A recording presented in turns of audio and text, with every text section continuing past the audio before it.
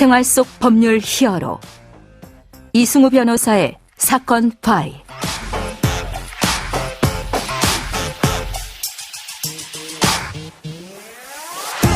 안녕하세요. 사건 파일 이승우 변호사입니다. 각종 사건 사고에서 여러분을 구해드리겠습니다. 오늘 열어볼 사건 파일은 중대재해 예방 체크리스트입니다.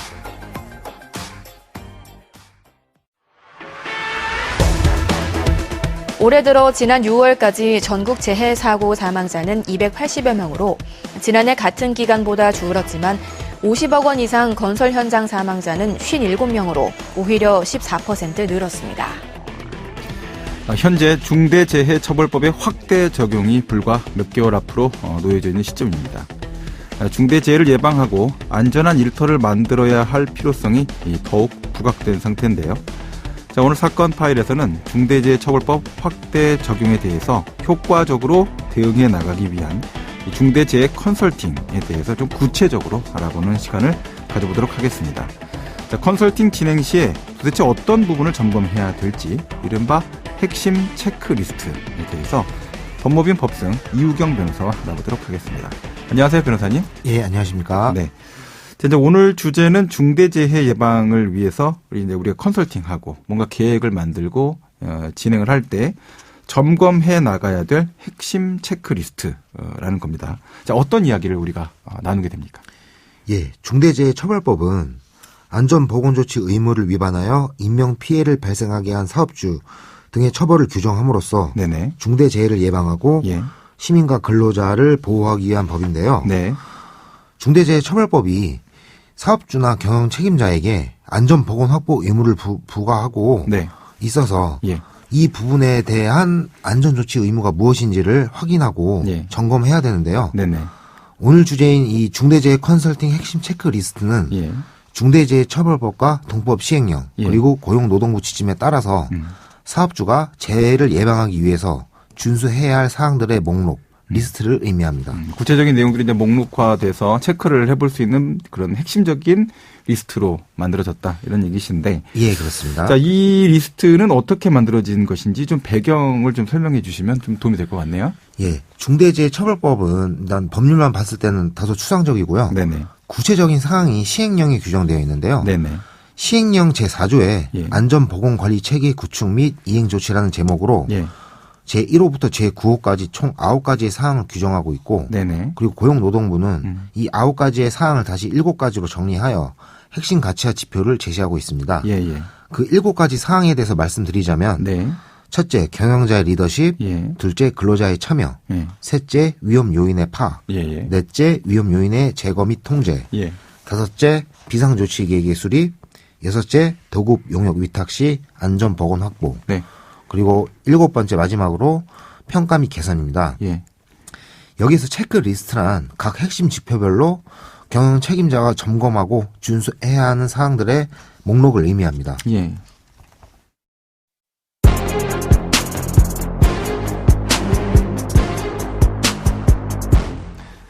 지난주 금요일에 이제 7가지 지표에 대해서 이제 우리가 한번 훑어봤는데요.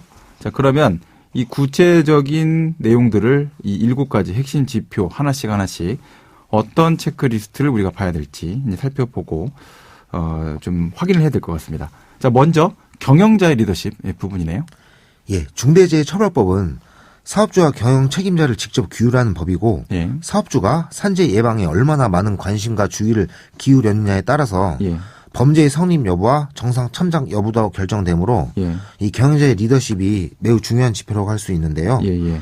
첫째로 이 부분 리스트를 말씀드리자면 첫째, 사업주는 예. 안전보건 경영 방침의 수립과 시행을 해야 되고요. 예. 업종과 사업장의 규모 특성을 반영한 안전보건에 관한 규정이 제정되고 예. 이를 사업주가 직접 서명하고 전 사업장에 대해서 시행을 해야 합니다. 그러니까 이 이야기는 이제 제가 듣기에는 이렇게 들리긴 하네요.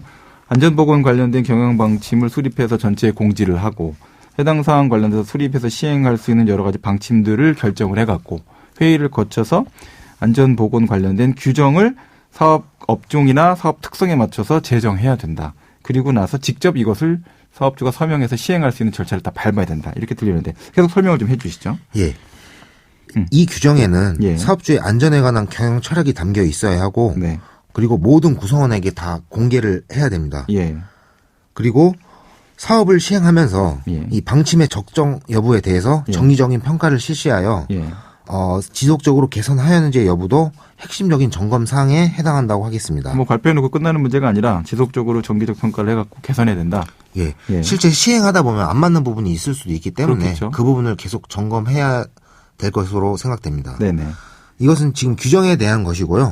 경영자 리더십은 모든 사업 부분에서 발휘되어야 하기 때문에 규정은 물론이고 안전보건에 관한 전담 조직과 안전보건관리자 등의 담당자를 두어야 하고요. 이들이 안전보건에 관한 역할을 적절히 수행할 수 있도록 예산을 편성하고 권한도 부여해야 합니다.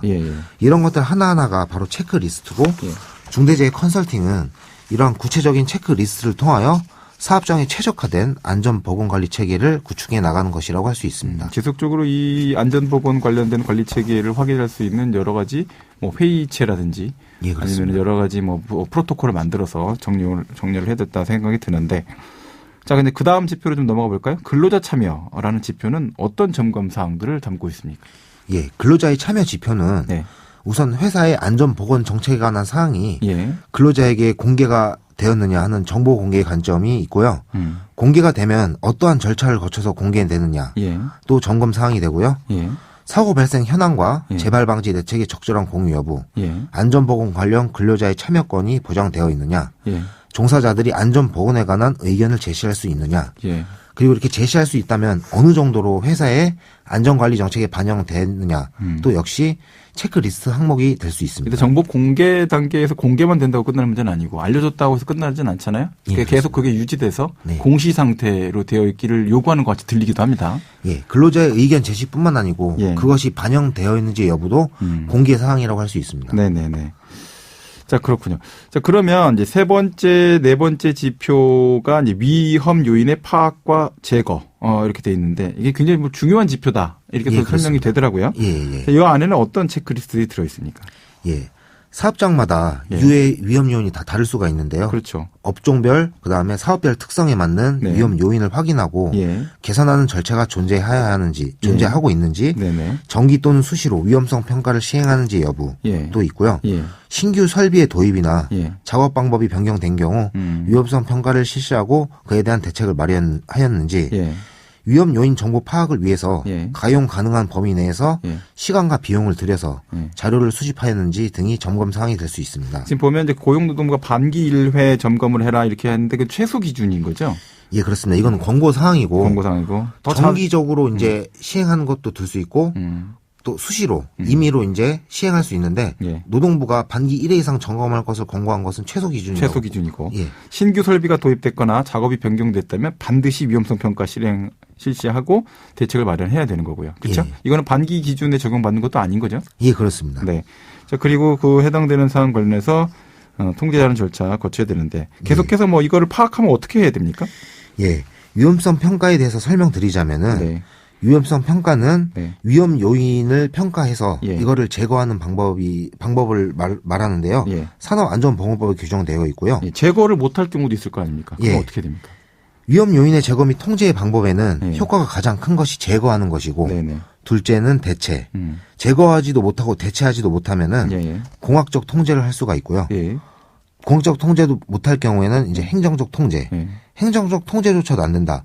그러면 개인적 통제 이렇게 5가지로 분류됩니다. 사실은 이제 제일 좋은 건 제거긴 한데 제거가 안 될 가능성이 높은 거고 제거를 하려면 막대한 비용이 또 투입돼야 될 수도 있잖아요. 그렇습니다. 대체도 이제 대체할 가능성이 있으면 대체를 할 텐데 공학적 통제 수단 같은 것들이 안전장치 같은 것들이 많이 들어오겠군요.